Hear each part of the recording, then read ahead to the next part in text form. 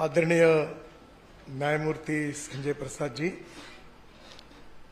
मेरे मित्र आदरणीय सुरेश जी, उत्तराखंड के मंत्री आदरणीय प्रदीप बत्रा जी, उपस्थित सभी मान्यवर भाई और बहनों, हेल्थवादी यह जो प्रोजेक्ट है इसकी शुरुआत सुरेश जी ने की है। मैं सबसे पहले उनको इस शुभारंभ के लिए हृदय से बहुत बहुत शुभकामनाएं और शुभेच्छाएं देता हूं। ये निश्चित है कि आने वाले समय में हमारी हेल्थ, हमारा स्वास्थ्य हमारे लिए बहुत उपयोगी है और महत्वपूर्ण है। अगर आप सोचेंगे तो एक बात पक्की है कि नॉलेज, जिसको हम ज्ञान कहते हैं, सत्ता जिसको पावर कहते हैं, संपत्ति इसको वेल्थ कहते हैं, और सौंदर्य उसको ब्यूटीफुलनेस बोलते हैं।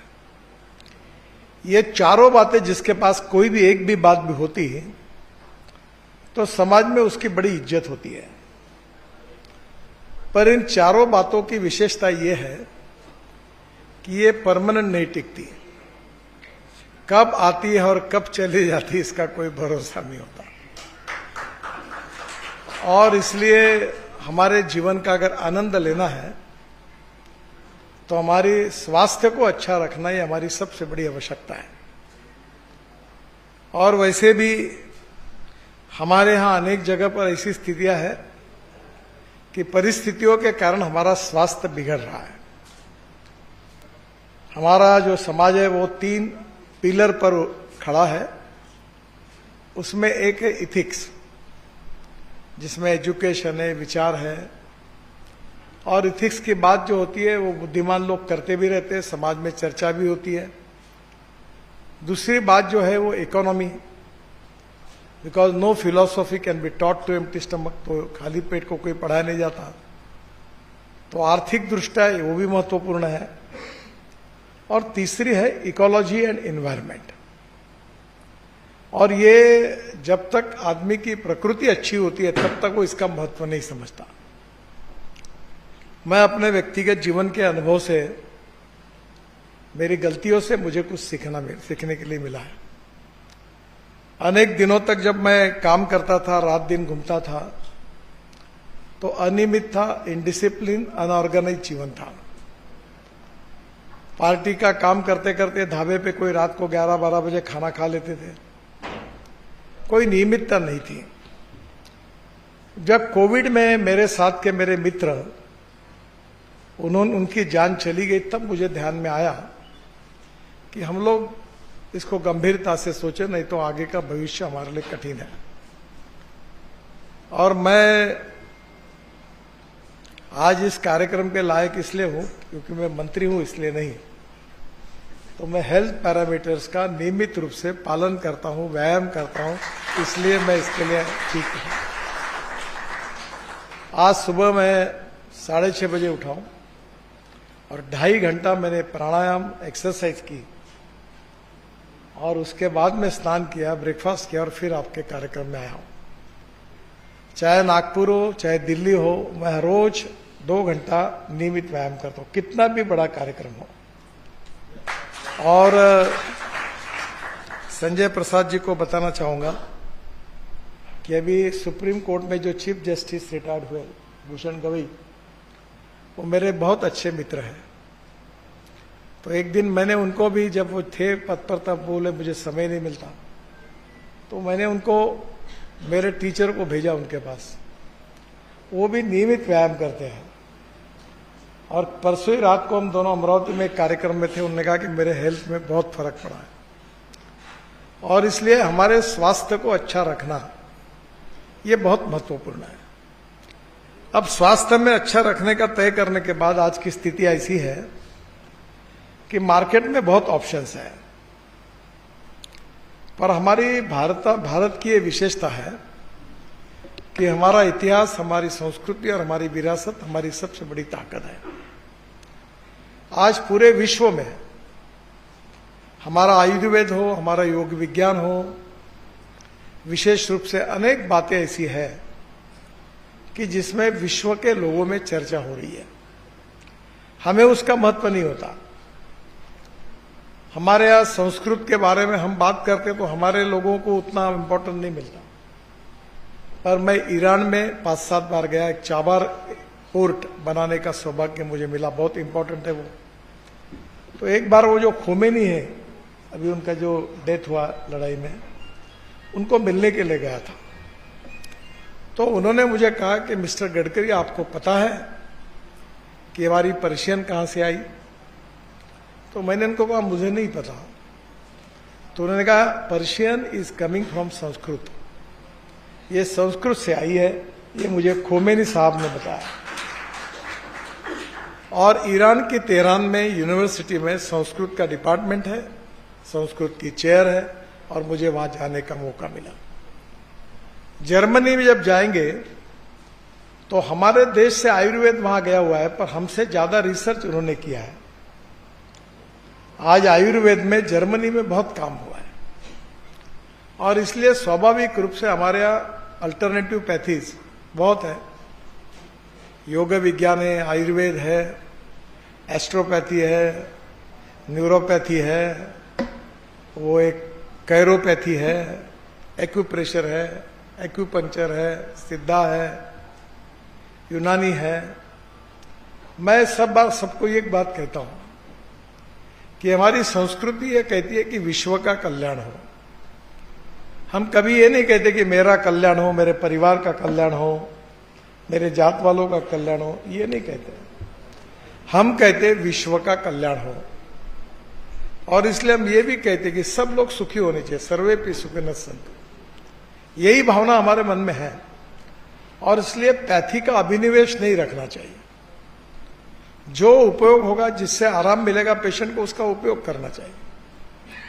हमारे फिल्म इंडस्ट्री में एक बहुत बड़े पॉपुलर हीरो है संजय दत्त, वो मेरे से बड़े अच्छे जुड़े हुए हैं और मेरे ऊपर उनका बहुत प्रेम है। उनको 2 बार कैंसर हुआ, और ये कैंसर हुआ तो बड़े निराश थे, तो नागपुर मुझे मिलने के लिए आए। तो मैंने कहा कि आप आयुर्वेद में जाइए, और मैंने ये बीवीजी कंपनी का एक आयुर्वेद रिसर्च इंस्टीट्यूट है पूना में, उन्होंने अभी आयुर्वेद में कैंसर पर भी दवाई, पार्किंसन की अच्छी दवाई, बहुत अच्छी दवाइयाँ निकाली है, रिसर्च लेबोरेटरी उनकी बड़ी है। तो मैंने उनको उनके कागज दिए और उन्होंने दवाई ली। अब उन्होंने खुद अपना वीडियो दिया है जो सोशल मीडिया में उपलब्ध है कि इन दवाइयों के कारण मेरा कैंसर पूरी तरह अच्छा हुआ, अभी मुझे कोई समस्या नहीं। अब मैं पार्किंसन के ऊपर दवाई बांटता हूं, क्योंकि पार्किंसन के लिए दवाई नहीं है। तो ऐसी बहुत सी बातें जिसको ढूंढकर किसी को एक्यूप्रेशर से फायदा होगा, किसी को योग विज्ञान से फायदा होगा, किसी से प्राणायाम से फायदा होगा, किसी से कपालभाति से फायदा होगा। हर चीज का अपना महत्व है, और हम अलग अलग भगवान को मानते हैं। पर आखिर में हम यही कहते हैं कि संस्कृत का एक सुभाषित है, आकाशात पतितम तोयम यथा गच्छति सागरम सर्वदेव नमस्कार केशवम प्रति गच्छति। जो आसमान में पानी गिरता है, आसमान से, वो पानी नदी नालों के साथ धीरे धीरे समुद्र को मिल जाता है। वैसे किसी भी भगवान को नमस्कार करने से अंततोगत्वा वो केशव को ही मिलता है। यही बात विवेकानंद जी ने शिकागो में कही थी। उन्होंने शिकागो के धर्म परिषद में यही कहा था कि मैं इसलिए नहीं आया हूं कि मेरा भगवान श्रेष्ठ है, मेरा धर्म श्रेष्ठ है, ये कहने के लिए आपके पास नहीं आया हूं। मैं आपके पास इसलिए आया हूं कि आप जिस भगवान पर विश्वास रखते हो, जिस धर्म पर विश्वास रखते हो, वो श्रेष्ठ है, और उसके ऊपर उसकी भक्ति करने से अंततोगत्वा एक ही जगह सबको जाना है। तो मुझे लगता है ये इस प्रकार स्वास्थ्य की उपचार पद्धतियों का भी ऐसा ही है। एक अड़चन का विषय है कि आजकल इसका जो निदान है, डायग्नोसिस, इसके लिए अलग अलग प्रकार की टेक्नोलॉजी विकसित हो रही है। और मैं अक्सर एक बात याद रखता हूं और सबको कहता हूं कि नॉलेज ये बहुत इंपॉर्टेंट है, ज्ञान। और मैं दो फिलॉसफी के ऊपर विश्वास रखता हूं कि innovation, entrepreneurship, science, technology, research, skilled and successful practices, we name it as knowledge, and conversion of knowledge into wealth is the future. और इसलिए लगातार नॉलेज को अपग्रेड करना चाहिए। और इसलिए यहां भी आने के बाद जो पहला इक्विपमेंट है वो इलेक्ट्रॉनिक से जुड़ा हुआ है। और इसलिए मॉडर्नाइजेशन और वेस्टर्नाइजेशन दो शब्दों में फर्क है। हम पाश्चात्यकरण के खिलाफ है पर आधुनिकीकरण के खिलाफ नहीं है। और इसलिए टेक्नोलॉजी का उपयोग करके हमें निदान करने में उसका उपयोग होता है। और आज वो महंगी हो गई है। मैं तो 90% सामाजिक काम करता हूँ, किसानों में काम करता हूँ और बहुत अलग अलग चीज सामाजिक काम ही मैं लगातार पूरा करते रहता हूँ। और इसलिए मुझे जब ध्यान में आया कि लोगों के स्वास्थ्य की सबसे बड़ी समस्या है कि उनको जो निदान करने के लिए उसमें बहुत पैसा लगता है। MRI निकालना है तो 20,000 रुपये लगते हैं, पेट स्कैन करना है 25,000 रुपये लगते हैं, पैथोलॉजी टेस्ट करनी है 18,000 20,000 रुपये तक बिल होता है, डायलिसिस करना है 2,500 रुपये लगते हैं। तो मैंने अपने माँ के नाम से एक सेंटर खोला, डायग्नोसिस सेंटर, और वहां से इधर उधर से CSR से करके पैसा इकट्ठा करके नागपुर में जो बैकवर्ड एरिया है रिजर्व कॉन्स्टिट्यूंसी में शुरू किया। आपको ताज्जुब होगा कि हमारे यहाँ 6 दिन की वेटिंग लिस्ट है। हम लोग 18,000 रुपये का MRI 1,200 रुपये देते हैं। जो CT स्कैन करते हैं 6,000 रुपये का वो 600 में करते हैं, डायलिसिस 200 रुपये में करते हैं, एक्सरे 100 रुपये में निकालते हैं। अब भीड़ है, अभी पेट स्कैन लगाने हैं हमको, जो 25,000 रुपये लगते वो 3,000 रुपये में करेंगे। तो पहली बात तो डायग्नोसिस ठीक से होना चाहिए, निदान ठीक से होना चाहिए। कोई नाड़ी देखकर निदान करते हैं, कोई पैथोलॉजी टेस्ट करके निदान करते हैं, कोई MRI से निदान होता है। और निदान होने के बाद फिर उपचार शुरू होते हैं। और हमारा दुर्भाग्य ऐसा है कि इसमें फार्मास्यूटिकल मेडिसिन की जो कीमत है एलोपैथी की बहुत अच्छी ज्यादा है। अभी ये कैंसर का एक इंजेक्शन 3.5 लाख रुपए में मिलता है, टैबलेट 1.5 लाख 2 लाख तक मिलती है। तो मैं बहुत कोशिश कर रहा था ये कैसे सस्ता होगा, देखा नहीं जाता, लोग मृत्यु स्वीकारते हैं। तो फिर मुझे पता चला कि बांग्लादेश में ये जो टैबलेट मिलती है वो अनडेवलप्ड देश होने के कारण जो रिसर्च करने वालों की जो रॉयल्टी होती है वहां लगती नहीं, तो उसकी प्राइस 1/3 है। तो मैंने वहां के कंपनी से बात करके अब बांग्लादेश से इंजेक्शन और गोलियां, क्योंकि अब लोग अलग अलग उपचार करते हैं, तो कहीं ना कहीं स्वास्थ्य के बारे में लोगों की एग्जैक्ट अप्रोप्रिएट गाइडेंस मिलना ये बहुत इंपॉर्टेंट है। और मैं इसलिए अच्छा इसमें हूं कि मेरा वजन था 135 किलो, अब मैं हूं 89, 46 kg मैंने वजन कम किया। इसमें मैंने बैरेट्रिक सर्जरी भी की, पर अब मैं बहुत 12 साल हो गए, 15 साल हो गए, पर आज मैं फिट हूं। तो मैं प्राणायाम से भी बहुत, मेरा चेहरा बदल गया। मैं हर साल अमिताभ बच्चन जी के साथ एक कार्यक्रम करता हूं, तो दिन भर हम शूटिंग करते हैं। तो उन्होंने मुझे पूछा कि आपको एक प्रश्न पूछो क्या, मतलब पूछिए। बोले हर बार आप जब आते हो कार्यक्रम तो जवान दिखते जा रहे हो, आप क्या कर रहे हो, आपके चेहरे में भी फर्क पड़ रहा है। जिन्होंने मुझे देखा होगा वो जज करते कि बहुत फर्क पड़ा। इसका कारण प्राणायाम है, स्ट्रेचिंग और स्ट्रेंथनिंग व्यायाम है, और खाने पे भी कंट्रोल करना चाहिए। कैसा दुर्भाग्य है, देखो प्रोटीन हमारे लिए बहुत आवश्यक है। हमारे देश में सोयाबीन का तेल निकलता है और उसकी केक जो होती है जिसमें 49% प्रोटीन है, वो पूरी केक विदेशों में एक्सपोर्ट होती है। सफेद सुअर उसको खाते हैं, मोटे बनते हैं, और उसके कारण उनके मांस को कीमत है। और हमारे आदिवासी बच्चे, गरीबों के बच्चे कुपोषण से मर रहे हैं। अभी मेरा जन्मदिन हुआ तो हल्दीराम जी आए थे, तो मैंने उनको अभिनंदन किया। तो मतलब मैं एक मांग करता हूं आपको कि आप सोयाबीन केक जो है जिसमें 49% प्रोटीन है, इसके अलग अलग प्रकार का रिसर्च करके फूड बनाइए। ये भी है, मुझे भी शौक है, मैं बहुत फूडी था, फूडी हूँ, पर अपनी भी बहुत कम खाता हूँ।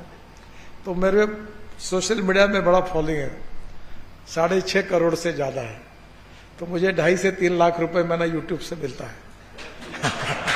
तो मैं गरीबों को बांट देता हूँ। अब मैं हवा का पानी पीता हूँ सुदर्शन जी। नागपुर में मेरे घर पर पानी जो है वो हवा से है, और खेती यही मेरा घर का व्यवसाय, तो मैं खेती में ही डेडिकेटेड हूँ। मुझे 17 डॉक्टरेट मिली है, डीलिट्स, और महाराष्ट्र के सब एग्रीकल्चर यूनिवर्सिटी की मिली, वो खेती में मिली है। अब यहाँ केवल ब्रिज और रोड की बात जानकारी, पर मैं इसमें काम ही नहीं करता, ऑर्गेनिक फार्मिंग में काम करता हूँ। 5 लाख किसान मेरे साथ जुड़े हुए हैं, और 4-5 लाख किसानों के साथ मैं अभी AI लगाया है। अब मेरे खेत में जो गन्ना होता है, तुअर होती है, और उसका संतरा है, उसकी SOP बनाई, और अमेरिकन सैटेलाइट मेरे खेत के फोटो निकालकर माइक्रोसॉफ्ट और गूगल मुझे रिपोर्ट भेजती है कि आप पानी की जरूरत है, खाद कौन सा चाहिए, कौन सा रोग डिसीज 8 दिन के बाद आने वाला है, बताता है। तो AI मेरे यहाँ लगा हुआ है। अब 1000 किसानों को हम लगा रहे हैं, जिससे 50% पानी भी कम होगा, खाद भी कम होगा, और सबसे इंपॉर्टेंट चीज है कि हमारे उत्पादन बढ़ने के साथ केमिकल फर्टिलाइजर, पेस्टिसाइड का उपयोग कम होगा। और ऐसे बहुत से उपाय है। आप बाल काटते हैं, मैं हमारे यहाँ एक काम करता हूँ, एक बालों से एमिनो एसिड बनाता हूँ, और ये माइक्रो न्यूट्रन है, प्लांट बूस्टर, और ये सब सब्जियों पे यूज होता है। मेरे यहाँ 1 किलो का प्याज हुआ है, वो सोशल मीडिया में आया था। 1 किलो 300 ग्राम का बैंगन हुआ है। तो ये जो एमिनो एसिड है, ये प्लांट बूस्टर है। तो मैं हर महीने में 4 ट्रक बाल खरीदता हूँ, और amino acid based micro nutrients और सब बनाकर किसान को कम से कम पैसे में उनको देता हूँ। मैं साड़ियाँ तक बनाता हूँ, 400 रुपए की भी साड़ी, और उसकी भी सोशल वर्क करके, कि हमारे लोगों के जीवन को कैसे बदला जाए। और ये जो आपने जो नाम दिया है हेल्थवादी, तो ये आप जो बात कर रहे हैं, ये सनातन भारतीय संस्कृति है, हमारी समाज की जीवन पद्धति, ये तो ठीक है। पर आपको पता होगा कि भूटान के प्रधानमंत्री ने यूनो में एक भाषण दिया है, और उस भाषण में उन्होंने आपने जो बात कही वही कही है, और वो हम लोग भी कहते हैं।